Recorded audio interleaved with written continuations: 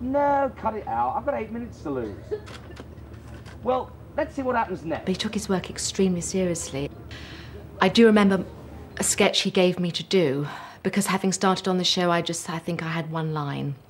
Then I think I had one line of a song, and I actually had to sort of work my way up, as of course he would have done in the 50s in these big shows. You'd have one line, and then by the end of the season, if you were good, you'd have a solo. And that's exactly how it worked. So it was like a rep company. And if you weren't very good, you weren't asked back. And it was as simple as that. He was definitely a perfectionist. If something wasn't right, he would definitely make it clear that he wanted it fixed, whatever it happened to be, and he'd go very quiet.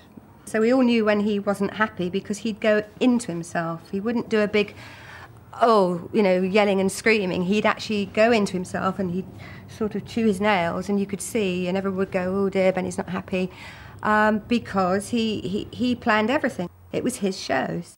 But if anyone came into the studio he didn't know, he would have to stop.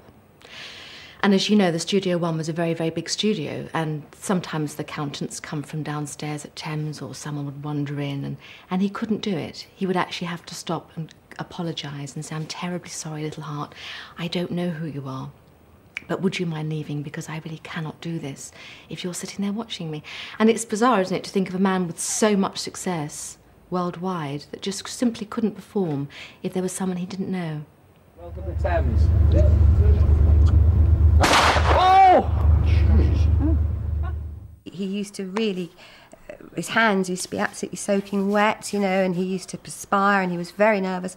I mean, he didn't particularly like, in later years, doing live performances. That's why he used to get loads of offers, of course, to go and do theatre and cabaret, and people offered him thousands to do one-night stands in the hotels and things, and he just said no.